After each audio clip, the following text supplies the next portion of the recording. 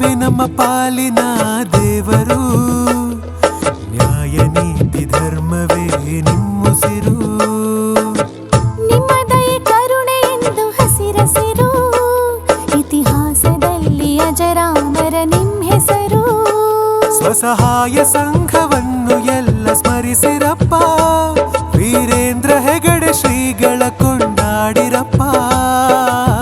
ನೀವೇ ನಮ್ಮ ಪಾಲಿನ